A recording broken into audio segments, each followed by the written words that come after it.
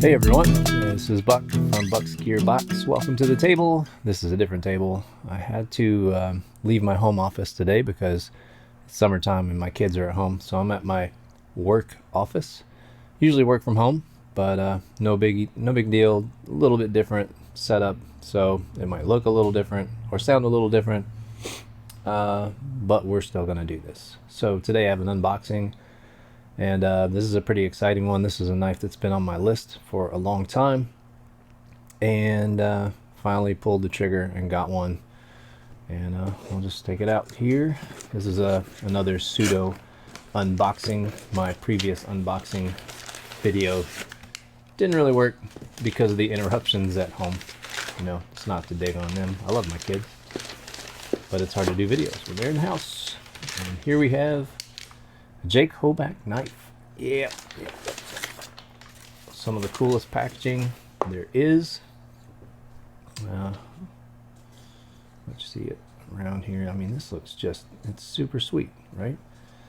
No matter what, I will be keeping this box for a long time. Pretty excited about this whole thing right here. If you know anything about Hoback knives, you might know what this is already. This particular one, you get pretty cool little patch, I believe. Yeah, that must be Jake himself. And that's pretty cool. Huh. It's a cartoon version. This is awesome. Another Idaho knife maker who gives you the tools to take apart your knife. I'm going to hold this up to the camera so you can, if you want to pause it, you can read that. This is pretty cool when you get these kinds of things with your knife. And yeah, that kind of lets the cat out of the bag. This is the Hoback Radford. This is kind of a special one though, and I'm excited about that. Immediately caught my eye the first time I saw it. This is the Starry Night version. Yep, the Starry Night Jake Hoback Radford. Oh man. And this is a killer knife. I really dig it. I have played with it for a couple of days, still new to me, but yeah, that design caught my eye as soon as I saw it out there in the wild. And let's go over it just a little bit. All right, I'm going to move this awesome packaging out of the way. Let's talk about the knife. 8 inches in length, total length. The blade is 3.25 inches. It is made of 20 CV stainless with a black DLC coating. Let's do some quick size comparisons here. The camera angle is a little bit skewed, of course. I want to get that fixed one day and have a really truly top-down view, but right now this is all we got. It is very comparable to the Benchmade Griptilian, obviously bigger than the mini grip. And let's see. We got here a couple of other well-known knives. This is the Bug Out, which I will be taking with me on a backpacking trip next week. Super lightweight knife, as everybody knows. This is my Spyderco PM2,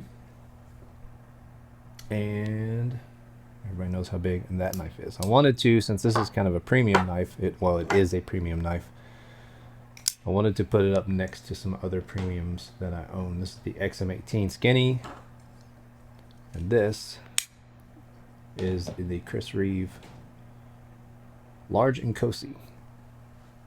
And I'm just going to tilt the camera up, see if I can get a top-down view. It is sitting right there, very close to those, maybe just a little bit shorter than each one. And it feels like one of these knives, and that's one of the things I'll mention towards the end. So anyway, it's a premium knife, no question. Great stuff.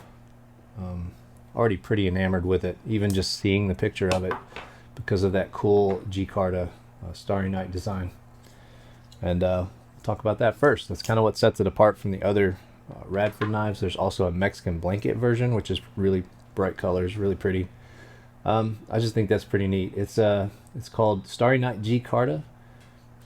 This on the back side also has a black DLC coating. Let me hold that up a little bit closer so you can see it, which is just really cool. Matches the whole idea of the Starry Night. It's all blacked out. Very sweet. The regular Radford has just basic micarta. It's still really nice. It's knocked off right here on the edges and stonewashed titanium. This another difference, I guess I'm talking about the differences between the regular and the Starry Night, and I assume the Mexican blanket one. Obviously the scales, but this has a lanyard loop in there built into the backspacer, which I guess the first one did not have. So if you want to rock a lanyard, you can. Normally don't, unless I'm taking it out in the woods. Sometimes I'll throw a lanyard on there to help me not lose it, and I do that often. I like to go in the woods. Pretty cool stuff. The weight and feel, this is about a 4-ounce knife. It feels very, very similar in multiple ways to my Chris Reeve Inkosi. And really, my overall first impression is this knife feels a lot like a Chris Reeve knife that also has an amazing flipping action. Chris Reeves doesn't really do flippers, which is fine. I love this Inkosi. It took me a while to get good at opening it, if you saw my first video on that. But this really feels a lot like this knife. Obviously there are differences.